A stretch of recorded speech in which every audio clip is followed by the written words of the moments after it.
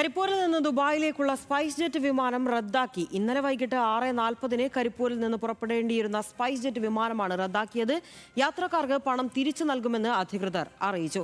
വിവരങ്ങളുമായി ശാന്തകുമാർ വെള്ളാലത്ത് ചേരുകയാണ്. ശാന്തകുമാർ, അല്പം മുൻപ് വരെ യാതൊരു വിവരവും സ്പൈസ് ജെറ്റിന്റെ ഭാഗത്തുനിന്ന് ഉണ്ടായിരുന്നില്ല. ഇതിപ്പോൾ യാത്രക്കാർക്ക് പണം തിരിച്ചു നൽകുമെന്ന് അധികൃതർ അറിയിച്ചിട്ടുണ്ട്.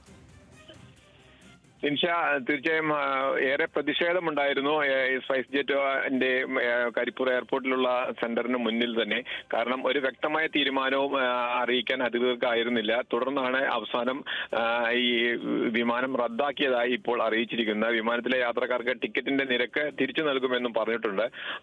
അതിന്റെ നടപടിക്രമങ്ങളാണ് ഇപ്പോൾ എന്തായാലും പുരോഗമിക്കുകയും ചെയ്യുന്നത്. ഇന്ന് രാവിലെ 6:40 പോകേണ്ട ദുബായിലേക്ക് പോകേണ്ടതാണ് ഈ സ്പൈസ് ജെറ്റ് വിമാനം. ആ വിമാനമാണ് എപ്പോൾ പോകുമെന്നോ അല്ലെങ്കിൽ എപ്പോഴാണ് ഇതിന്റെ സർവീസ് ഉണ്ടാവുക എന്നുള്ള ഒരു വ്യക്തമായ മറുപടിയും അധികൃതർക്ക് നൽകാനായിരുന്നില്ല. കാരണം ദുബായിൽ നിന്നും മുംബൈ വഴി വന്ന് മുംബൈയിൽ നിന്ന് കരിപ്പൂരിലെത്തേണ്ട വിമാനമാണ് തിരിച്ച് ദുബായിലേക്ക് പോകേണ്ടിയിരുന്നത്. ആ വിമാനം അവിടെ നിന്ന് തന്നെ ഇതുവരെയും എത്തിയിട്ടുണ്ടായിരുന്നില്ല.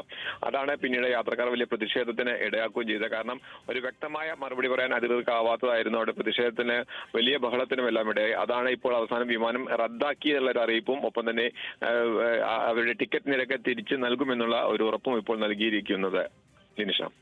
ശരി, എന്തായാലും സ്പൈസ് ജെറ്റിന്റെ വിമാനം റദ്ദാക്കിയിരിക്കുകയാണ്. ഈ യാത്രക്കാർക്ക് പണം തിരിച്ചു നൽകുമെന്നും അറിയിച്ചിട്ടുണ്ട്. ശാന്തകുമാർ വെള്ളാലത്താണ് വിവരങ്ങൾ നൽകിയത്.